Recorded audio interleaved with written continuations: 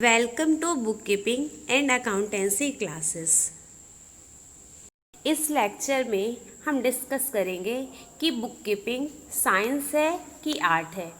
Book keeping it means that पुस्तकालन विज्ञान है कि कला है। विज्ञान और कला ये दोनों शब्द आप सुने होंगे। विज्ञान और कला का मतलब होता क्या है, इस टॉपिक में हम यही डिस्कस करने वाले हैं कि बुक कीपिंग विज्ञान है कि कला है। ओके, अगर हम बुक कीपिंग को साइंस बोलते हैं तो बुक कीपिंग को साइंस क्यों बोलते हैं? क्योंकि साइंस में क्या होता है, नियम होता है, सिद्धांत होता है। सेम ऐसे ही बुक कीपिंग में क्या होता है, नियम कानून होता है, साइंटिफिक होता है। तो पुस्तकालन विज्ञान इसलिए है, बुक कीपिंग साइंस इसलिए है क्योंकि पुस्तकालन में विज्ञान की तरह ही कुछ नियम कानून होते हैं जिनका हम पालन करते हैं। ओके, मतलब बुक कीपिंग को साइंस क्यों कहा जाता है? क्योंकि साइंस की तरह ही बुक कीपिंग में भी नियम कानून होता है जिसका हम फॉलो करते हैं, रूल्स रेगुलेशन होता है। तो आपको बताया जाएगा कि जब हम एंट्री करते हैं, जब लेखा करते हैं तो कैसा नियम कानून होता है। जैसे आप मैथ में फॉर्मूला पढ़े ना, मैथ में जैसे a+b का होल स्क्वायर क्या होता है, सेम। लेकिन इस तरह का नहीं, साइंस में भी आप पढ़े न्यूटन लॉ पढ़े हैं, तो जैसे न्यूटन का लॉ होता है, ठीक है, वैसे ही बुक कीपिंग में भी नियम कानून होते हैं। नेक्स्ट क्वेश्चन है कि बुक कीपिंग आर्ट क्यों है, बुक कीपिंग को कला क्यों कहते हैं? तो बुक कीपिंग को कला क्यों कहते हैं? क्योंकि इसमें हम व्यापारी क्या करता है, जो लेखा जोखा एक ढंग से करता है। कला का मतलब क्या होता है, किसी काम को करने का तरीका। ओके, तो बही खाता बुक कीपिंग आर्ट क्यों है? क्योंकि इसके नियमों का ज्ञान प्राप्त करके, जो भी नियम कानून होता है हमको ज्ञान प्राप्त करके ही व्यापारी अपने व्यापारिक लेन देनों का लेखा जोखा रखने के लिए उपयुक्त बहियाँ प्रयोग में लाकर हिसाब किताब को अच्छे से व्यवस्थित ढंग से रखता है। तो बुक कीपिंग आर्ट साइंस क्यों है, बुक कीपिंग आर्ट क्यों है। नेक्स्ट टॉपिक हम डिस्कस करेंगे essential of book keeping, book keeping के, ठीक है, पुस्तपालन। ओके, पुस्तपालन के मूल तत्व क्या है? क्या इसेंशियल का मतलब होता है इम्पॉर्टेंट, जरूरी, ठीक है।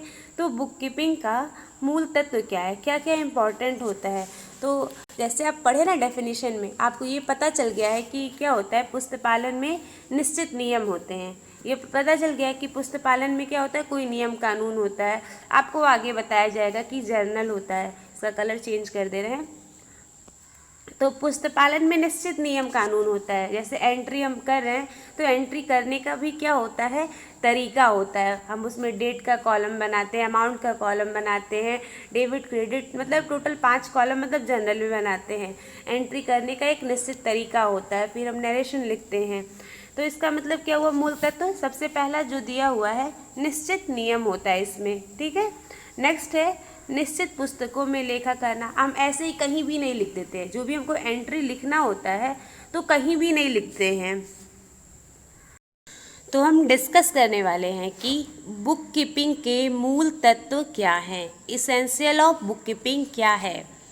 ओके, तो अभी हम पढ़े हैं, क्या क्या पता चला है, जितना क्या क्या पढ़े, हम पढ़े कि पुस्तकालन का अर्थ क्या होता है, पुस्तकालन का परिभाषा पढ़े हैं। ओके, तो क्या क्या इम्पॉर्टेंट हमें पता चला है, इस टॉपिक को हम डिस्कस करने वाले हैं। तो सबसे पहले ये पता चला है कि निश्चित नियम, हम परिभाषा पढ़े हैं ना, तो परिभाषा पढ़ने से पता चला है ना कि पुस्तकालन मतलब होता होगा हिसाब किताब हम कुछ निश्चित नियम के अनुसार करते होंगे।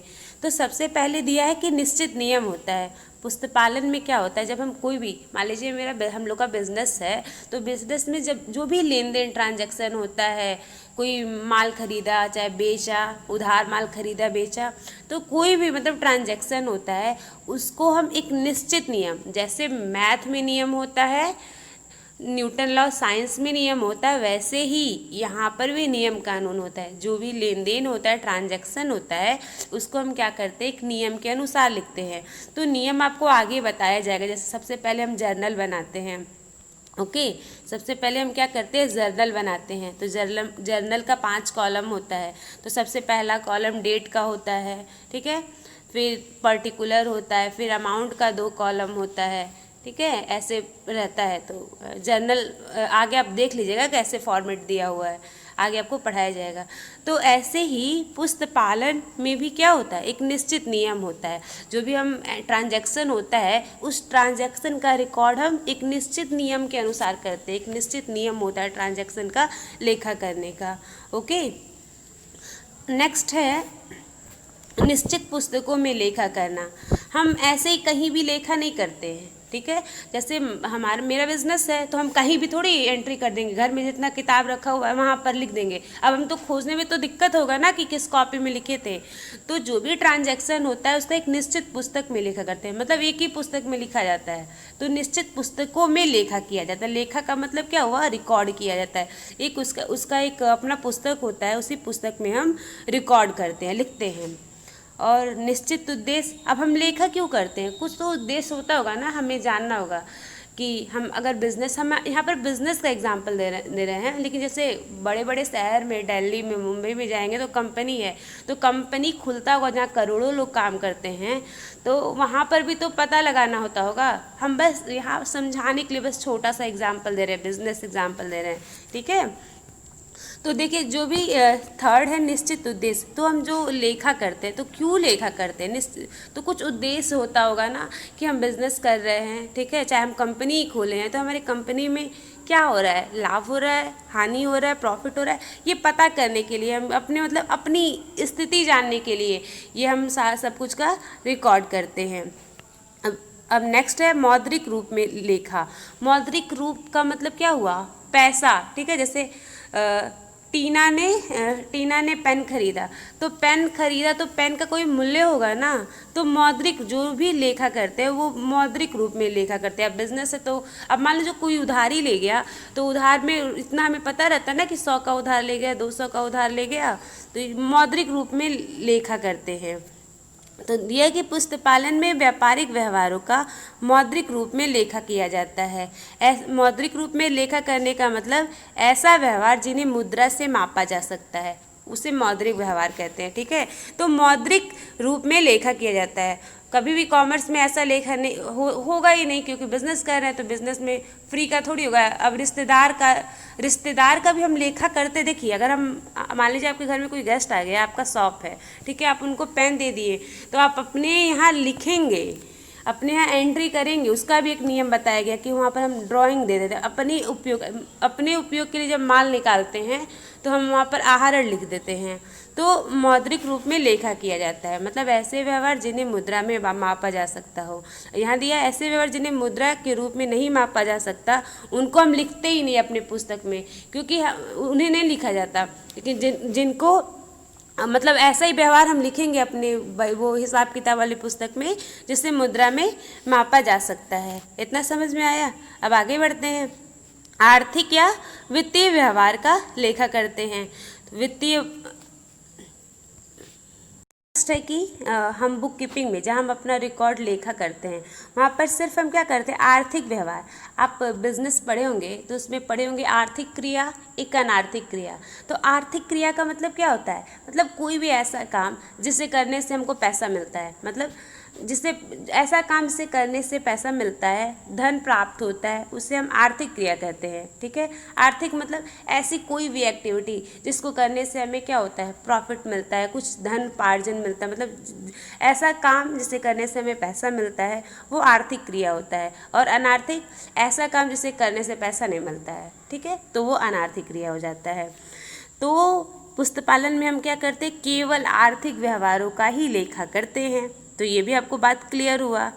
ऐसे ही आगे दिया हुआ है व्यवस्थित प्रारूप तथा क्रम में लेखा, मतलब जो भी हम एंट्री करते हैं ना, जो भी लेखा करते हैं, ठीक है, जो भी हम लेखा करते हैं, जो भी हम एंट्री लिखते हैं, तो हम स्टेप वाइज, अब सुबह मान लीजिए दुकान हम खोलें, तो सुबह सुबह हमारी दुकान पे आ जा रही है प्रिया, ठीक है, मान लीजिए मेरा बुक स्टेशनरी का दुकान है, तो आ जा रही हैं, तो उनको स्केच पेन चाहिए, तो सुबह स्केच पेन ले जाती है। तो सबसे पहले उन्हीं का नाम, सुबह मान लीजिए 8 बजे दुकान खोले हैं अब वो 8 बजे मेरी दुकान पे चली आ रही है, तो उनको हम 8 बजे पे अपने डायरी में जहाँ भी हम लिखते हैं तो 8 बजे लिखेंगे। उसके बाद क्या रहा है, 8:30 बज रहा है तो कोई और आ जा रहा है, मान लीजिए प्रिंस पटेल है, तो प्रिंस पटेल मेरी दुकान पे आ जा रहे हैं, तो उनका भी रिकॉर्ड हम ये नहीं है कि अब 8 बजे प्रिया के टाइम में प्रिंस पटेल का रिकॉर्ड करेंगे।